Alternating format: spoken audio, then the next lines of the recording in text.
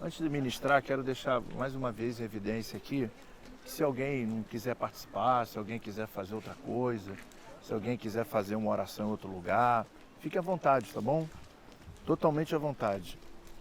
É importante nós aproveitarmos muito bem a nossa caravana. Quero deixar uma palavra aqui, porque alguns detalhes só que eu acho que são importantes para o nosso aprendizado, é que nós ouvimos falar sobre os gregos, sobre os romanos, e precisamos entender que esses impérios eles surgem no período interbíblico. Depois do interbíblico ou intertestamentário, né? Porque na nossa Bíblia, no final de Malaquias, até uma página só, que termina Malaquias e começa o Evangelho de Mateus, se passam 400 anos de história, porque não havia nenhum escrito de profecia ou de profeta para a nação de Israel. Então, quando na época de Neemias, que é escrito o livro de Malaquias, quando termina o livro de Malaquias, não há mais registro de Deus falando com o seu povo. E nesse período interbíblico surgem os grandes impérios, os gregos, principalmente, que tinham uma ideia de fazer do mundo a Grécia, não era só dominar o espaço geográfico, mas imputar a sua cultura, a sua língua, em cada lugar que eles dominavam. E Alexandre o Grande foi um homem que teve durante a sua ascensão, foi muito potente, foi muito forte, foi muito veemente, mas foi rápida. Mas conseguiu alcançar muitos territórios. E uma das coisas que facilitou bastante para o mundo, como hoje nós temos o inglês como a língua, né, mundial, qualquer lugar que você vai, todos sabem falar inglês, ou mais ou menos o inglês, porque é a única língua que vai unificar o mundo hoje. Naquela época, ele fazer com que os povos aprendessem o grego, nos permitiu, lá na frente, ter a primeira tradução da Bíblia, que foi a Septuaginta, porque era somente escrita em aramaico e hebraico, e isso depois pôde ser colocado para as pregações e as ministrações, principalmente dos apóstolos, que já na era da igreja vão começar a pregar aos gentios, vão sair, como Jesus falou, vocês fiquem aqui em Jerusalém, receberam o poder, a autoridade, mas vocês vão a Samaria, e vocês vão a Judéia, Samaria, até os confins da terra. E o apóstolo Paulo, o apóstolo Pedro, que foram os primeiros a pregar aos gentios, né? No capítulo 10, como nós até ontem ouvimos no ônibus, lá na casa de Simão, o curtidor, na parte do Mediterrâneo, Pedro recebe uma revelação de que os animais que desciam no momento que ele está dormindo, esperando para almoçar, desce os animais impuros para o povo judeu num pano branco, ele não entendeu. Mas aquilo Deus estava dando uma direção, mostrando a ele que chegava o momento de pregar aos gentios, aqueles que não eram somente judeus, que os primeiros cristãos nasceram numa comunidade judaica em Jerusalém. E depois, por causa dessa força, da igreja, da era da igreja, de poder alcançar o mundo. E o mundo foi alcançado não em hebraico, mas sim em grego.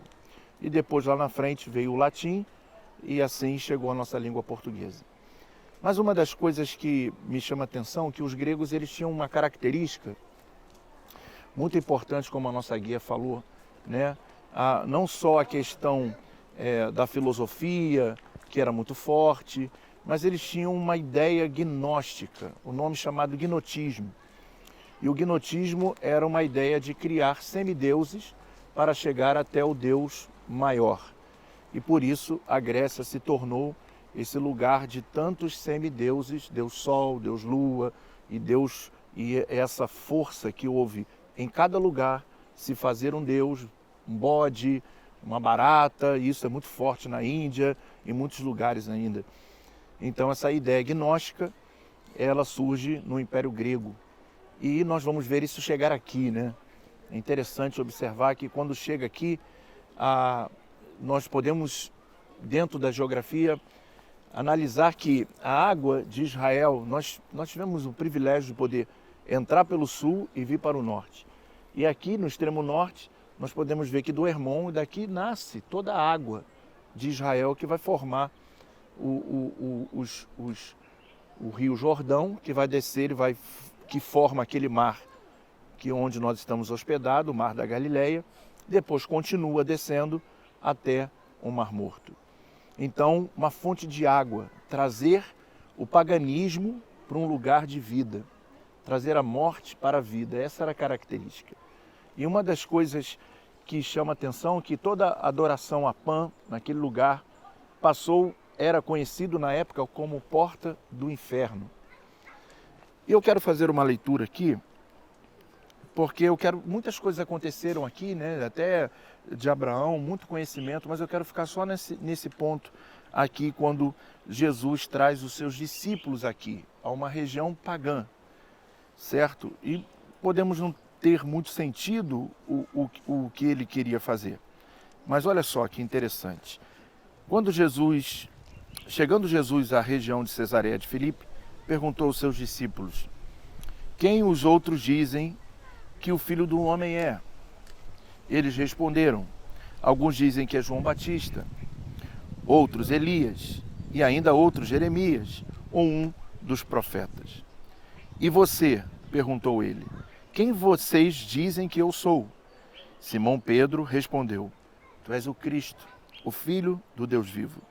Jesus respondeu: feliz é você, Simão, filho de Jonas, porque isso não foi revelado a você por carne ou por sangue, mas por meu Pai que está nos céus. E eu digo que você é Pedro, e sobre esta pedra edificarei a minha igreja, e as portas do Hades não poderão vencê-la. Eu darei a você a chave do reino dos céus. O que você ligar na terra terá sido ligado nos céus. Então advertiu a seus discípulos que não contassem a ninguém que ele era o Cristo. Então Jesus traz os seus discípulos aqui, num lugar pagão, depois de já estarem andando algum tempo com Jesus, já perto de Jesus, aproximadamente ir para Jerusalém, traz eles aqui. Jesus que eles que andaram com Jesus, vendo Jesus curar, vendo Jesus libertar, transformar, como a nossa guia falou ontem, o último versículo do Evangelho de João vai dizer que se fosse escrever tudo o que Jesus fez, não haveria papel suficiente. Então, o que está relatado nos evangelhos, alguns milagres são sinóticos, né, porque tem a mesma ótica, os três escrevem, João já é um evangelho mais avançado, já liberando para a era da igreja, mas eles são sinóticos, eles têm a mesma visão. Escrevem alguns mais detalhados, outros mais diretos, mas eles relatam a mesma coisa, quer dizer, eles viram as mesmas coisas, todos juntos. E Jesus traz eles aqui num lugar de paganismo, num lugar de sacrifício, num lugar de sangue sendo derramado. E nós podemos observar e falar, ué, foi um teste, uma prova, o que foi? Mas Jesus traz aqui para fazer uma pergunta. E se nós analisarmos o quanto de ônibus nós andamos até aqui, da Galileia até aqui, vamos observar o quanto que eles andaram para vir aqui. Tinha um propósito, tinha um sentido. E Jesus pergunta a eles, o que as pessoas dizem que eu sou? E aí eles vão relatar, olha, uns dizem que sou João Batista, outros vão dizer que é Jeremias, outros vão dizer que é Elias, e alguns vão dizer que você é um dos profetas. E vocês, quem eu sou? E aí Pedro vai dizer, tu és o Cristo. E como nós aprendemos, a palavra Cristo, ela significa ungido. E quando Pedro está tendo essa revelação, enquanto muitos que estavam ao lado de Jesus o viam como um profeta, como João Batista, como alguém que teria o poder ou uma influência sobre o povo judeu, no sentido religioso, apenas, né, como ensinamento, como instrução, mas não como transformação de vida, Pedro, ele tem um entendimento espiritual de quem era Jesus. Era o Filho de Deus. Quando ele diz, tu és o Cristo, ele está dizendo, o Senhor é o cumprimento do livro do profeta Isaías. O Senhor é o cumprimento do que os profetas profetizaram. O Senhor é o cumprimento do livro de Salmos. que 90% do livro de Salmos é escatológico, aponta para o Messias. Então ele está tendo uma revelação da palavra de que ele era o enviado de Deus para que aqueles que estavam com ele não apenas conhecessem sobre ele, mas que vivessem nele, que aceitassem ele, que deixassem ele viver na vida deles. Uma mudança transformacional, uma mudança de vida, uma mudança de emoções, uma mudança de caráter, uma mudança de princípios. Pedro está tendo essa revelação. E quando Jesus ouve isso, ele automaticamente diz: Pedro, não pode ter sido você, porque ninguém aqui identificou. Ninguém conseguiu identificar que eu sou o enviado, que eu sou a profecia. Eu sou a própria profecia. Como nós estávamos em Qumran, Jesus lia o livro de Isaías. E quando ele começava a ler o livro de Isaías, ele estava lendo sobre a vida dele, sobre o que profetizaram, como ele. E uma das coisas que chama atenção, quando vamos olhar essa característica de Cristo e da revelação, é que o apóstolo Paulo, lá em 1 Coríntios, no capítulo 15, no versículo 45, ele vai dizer o seguinte: bom, o primeiro Adão foi alma vivente e o segundo Adão, espírito vivificante. E nós vamos entender que Jesus, ele, apesar de ser homem, ele veio de uma outra natureza, porque todos nós que nascemos de pai e mãe, nós nascemos debaixo de uma maldição, é porque nascemos com a natureza adâmica, a influência do pecado de Adão e Eva. Por isso temos um tempo para nascer, um tempo para morrer. Por isso passamos por doenças, enfermidades, lutas, adversidades. Por isso choramos, por isso nos entristecemos. E automaticamente vai dizer que ele foi gerado no útero, mas não foi de uma forma convencional. Foi uma obra do Espírito Santo. Então ele estava dizendo que ele estava tendo uma revelação tão profunda de que ele era o Cristo, que está dizendo: esse é um ungido que não nasceu de uma forma convencional. E uma das coisas que, por ele não nascer de homem e de mulher, à medida que todos nós que nascemos debaixo da maldição da natureza adâmica, vamos sofrer. Foram as 3 consequências do pecado de Adão: a morte física, a morte espiritual, porque houve um afastamento, o homem foi expulso do Éden, e a morte eterna para aqueles que morrerem sem o Senhor como seu Salvador. Mas o interessante é que ele está tendo uma revelação do seguinte: bom, como Jesus poderia morrer como um homem, já que ele não nasceu debaixo da maldição para morrer? E isso é uma coisa interessante, porque quando Jesus morre na cruz do Calvário, antes de morrer, em Mateus 5, ele vem dizer: olha, eu não vim revogar a lei, mas eu vim cumprir a lei. E quando ele cumpre a lei, ele libera o homem do pecado da lei. E quando Jesus ele é crucificado e quando ele morre, ele ressurge ao 3º dia, amém? Quantos creem nisso? Amém. Só que ele ressurge com o mesmo corpo. Será que havia reencarnação? Não. Por quê? Nós não vamos ter mais o mesmo corpo, porque nascemos da mesma natureza. E Paulo vai ter essa revelação dizendo: olha, o primeiro homem foi alma vivente, que todos nós fazemos parte desse, mas o segundo homem, espírito vivificante. Como Jesus não tinha pecado, como ele não veio de uma forma convencional, ele não precisou perder o seu corpo. Aleluia! E automaticamente ele ressurge e permanece 40 dias ainda, ensinando acerca do reino de Deus, que está relatado em Marcos 16. Ensinando os seus discípulos. Pedro tem a revelação de que ele era o Cristo, de que ele era o Filho de Deus. E agora, todos nós que, como diz em Romanos 6, o apóstolo Paulo, que começa a regeneração, que significa o processo do novo nascimento, começa com o batismo nas águas. E depois vem a justificação, santificação, é um processo pelo qual nós estamos passando a cada dia. E a partir do momento que nós vamos mudando e nos entregando a Ele, vivendo para Ele, automaticamente Ele passa a viver em nós.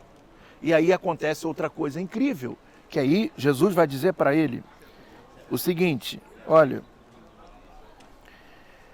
eu digo a você, Pedro, e sobre esta pedra edificarei a minha igreja, e a porta do inferno não prevalecerão contra ela. eu darei a você a chave do reino dos céus. O que você ligar na terra terá sido ligado nos céus. O que você desligar na terra terá sido desligado no céu. Então ele está dizendo, olha, quando nós orarmos no nome dele, com ele, o que abrirmos a nossa boca e profetizarmos, como a irmã estava dizendo, há poder em nossas palavras, porque a Bíblia diz no livro de Provérbios, no capítulo 18, que a morte e a vida estão no poder da língua. E quem bem utilizá-la, comerá do seu fruto. Então, a partir do momento que nós usamos a palavra, a chave da revelação, e uma das coisas que muitas vezes aprendemos errado, é que as portas do inferno não prevalecerão, parece que é a igreja se defendendo, mas não significa isso, o texto é muito claro. É a igreja atacando, está dizendo que a porta do inferno não pode resistir à igreja que avança, não pode resistir o Renato, não pode resistir ao Cláudio, não pode resistir a irmã Elizabeth, não pode resistir a ninguém que usa o seu nome ligando na terra e automaticamente está sendo ligado no céu. Esse é um lugar muito especial, gente, porque eu quero daqui a pouco orar com vocês e nesse momento nós podemos utilizar a nossa boca como uma chave para ligar as coisas no céu. Eu não sei o que vocês vieram buscar aqui, eu não sei o anseio do coração de vocês, eu não sei se foi apenas uma viagem para conhecer Israel, mas eu acredito que a maioria está aqui por propósitos, estão aqui buscando algo. E esse é o lugar para nós, através da revelação, sabemos quem Ele é, a pergunta é essa: quem Jesus é para cada um de nós? Essa é a pergunta que Ele, se estivesse aqui, estaria fazendo a cada um de nós. Talvez Ele seja aquele que vem nos ajudar apenas no momento difícil e quando tudo fica bem a gente se esquece um pouquinho dele, ou aquele que a gente de vez em quando vai lá e fala com Ele e depois vai lá e faz outras coisas. Ou será que Ele é o Senhor da nossa vida? Será que Ele é o primeiro? Ele é o último? Será que Ele é o Deus Todo-Poderoso? Será que Ele é o Cristo? Será que Ele é o Filho do Deus vivo? Se Ele é o Filho do Deus vivo, a revelação está sobre nós e as portas do inferno não vão poder prevalecer o avanço da igreja. Eu quero profetizar sobre a tua igreja, sobre a tua vida nessa tarde aqui em Israel, que as portas do inferno não prevalecerão. A igreja de Jesus, nós somos a igreja de Cristo e quando nós orarmos, o mundo espiritual se move. Não há Deus Pan, não há Deus, qualquer outro tipo de Deus que possa resistir o poder do Deus de Abraão, de Isaac e de Jacó. Há uma canção que diz, olha, Ele faz o que Ele quer, soberano e fiel até o infinito. Então Ele é o Senhor, Ele é o Todo-Poderoso. E se nós sairmos daqui com a convicção de que Ele é o Cristo, nós não vamos viver momentos espirituais, mas nós vamos viver no Espírito. E é isso que Jesus estava falando para Pedro. Pedro, você teve uma revelação porque você sabe quem eu sou, você anda comigo, você sente o poder que eu tenho e a influência que eu tenho na sua vida. Então, se nós estamos longe, vamos vir para perto. Se estamos distantes, vamos nos aproximar dele.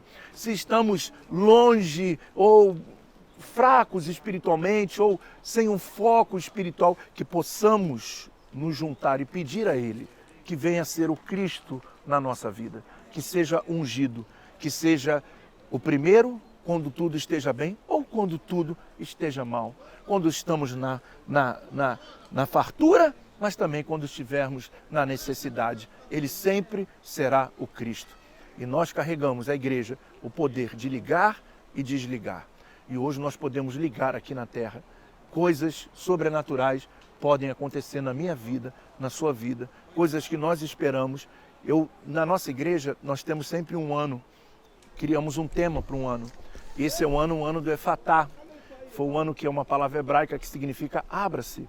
Lá em Decápolis, né? Depois eu vou falar sobre isso, não é o momento aqui, e talvez eu nem fale sobre isso, mas Jesus, ele separa um homem que era surdo e que não conseguia falar direito porque não ouvia. E Jesus dá um suspiro, coloca as mãos sobre o ouvido daquele homem e diz, Efatá, abra-se. E é um ano que eu creio que Deus vai abrir portas. Eu creio que é um ano que Deus vai fazer o sobrenatural. E eu quero repartir isso com você, porque eu quero declarar que sobre a sua vida vai ser um ano diferenciado. Vai ser um ano especial, onde nós vamos conhecer Deus na sua totalidade. É um ano que as coisas que anos passados não deram certo, esse ano vai dar certo. Coisas que não aconteceram, esse ano vai acontecer. E eu creio que o Cristo, o Filho, o ungido de Deus, o ungido do Senhor, que foi profetizado pelos profetas, que veio como um homem, mas sem pecado, o Espírito vivificante está aqui para vivificar a minha vida e a sua vida também, em nome de Jesus.